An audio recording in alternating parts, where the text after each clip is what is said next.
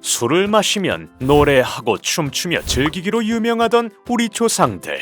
그러나 이 흥겨운 어깨춤이 멈춰야 했던 이런저런 사정이 있었으니 어깨춤 동작 그만! 심지어는 목숨까지 걸고 술을 마시곤 했던 조선 사람들. 조선의 금주령 콕 집어드립니다. 술을 금지하는 법, 금주령.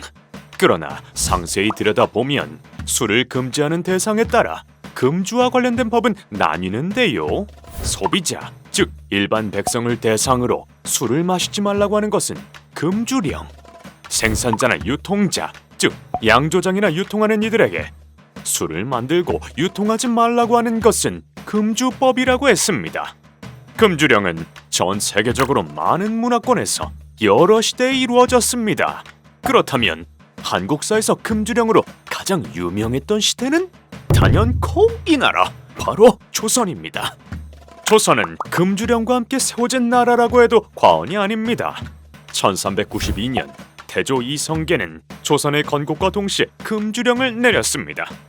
어쨌거나 조선은 역성혁명으로 세워진 나라이기에 술의 재료로 쓰이는 곡식을 줄이고 식량을 확보해 백성들의 배를 불리고 민심을 확보해야 했기 때문이죠. 그리고 조선 왕실은 태종을 거쳐 세종대로 접어들며 안정되기 시작했는데요. 시대가 안정되기 시작하니 권력을 잡은 사대부들도 긴장을 풀기 시작했어요. 사대부들은 주색을 즐기기 시작했고 사대 임금 세종은 그런 세태를 파악, 이런저런 이유를 붙여 사대부 기강 잡기에 나섭니다. 농사철에는 무조건 금주령을 내리는 것은 물론 1433년 예조를 시켜 계주교서를 짓고 한양은 물론 전국에 배포하도록 하죠. 이런 조선 임금들의 금주령은 중기까지 계속 이어졌는데요.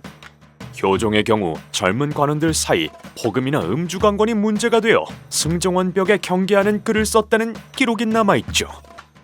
이쯤에서 슬슬 레전드가 등장하실 타이밍입니다. 조선 임금 중 재위기간 최장, 조선 임금 중 장수 1위. 산세월이 긴 만큼 여기저기 기록도 많은 임금 영조를 모십니다. 영조는 금주령 당시 병마절도사 윤구현의 집에서 술 냄새가 나는 독이 발견됐다는 이유로 추포.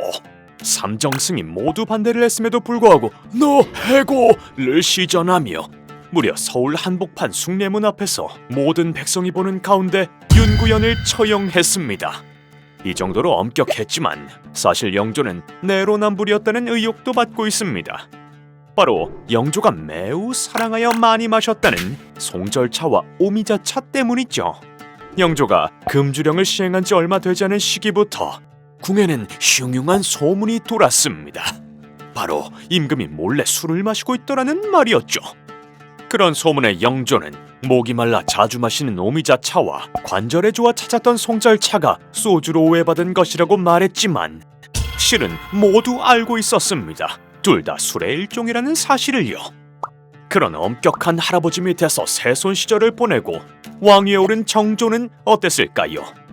할아버지 피를 물려받아서 더 강하게 금주령을 시행?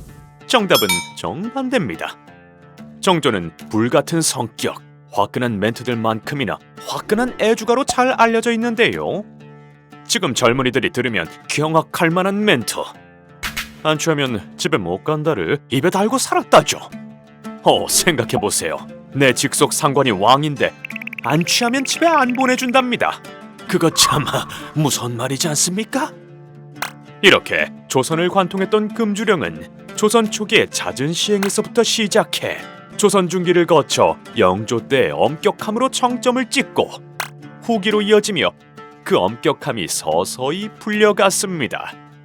그렇게 되기까진 다양한 사회적 이유가 있었습니다. 먼저 금주령은 지방에선 비교적 엄격하게 시행되었으나 많은 사람들이 모인 한양 땅에선 그렇게까지 잘 이루어지지 않았습니다. 지방의 경우 술을 마시는 백성이 적발되면 그 지방 관아 수령에게 불이익을 주는 등 처벌까지 이루어졌기에 금주령이 보다 잘 지켜졌어요. 하지만 한양의 사정은 복잡했습니다. 먼저 고관대작 사대부들이 모여서 꾀를 부리며 금주령을 피해갔어요.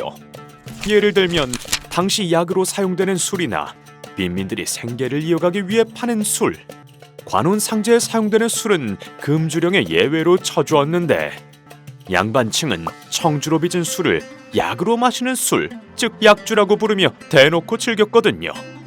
그러다 보니 유전유주, 무전무주의 불공평한 세상이 되었고 백성들 사이에서도 원성이 자자해졌습니다. 이런 상황에서 금주령이 약화된 정조임금의 시기, 함께 들뜬 한양에는 술을 좋아하는 곤주 아래 찬란한 주막 문화가 꽃피기 시작합니다. 나무 탁자를 두고 간단히 마시는 선술집 목로, 주인의 얼굴은 보이지 않고 팔뚝으로만 술상을 내주어 생긴 팔뚝집 등 한양 땅에서 목격됐던 여러 술집의 형태가 이때 생겨난 것이죠.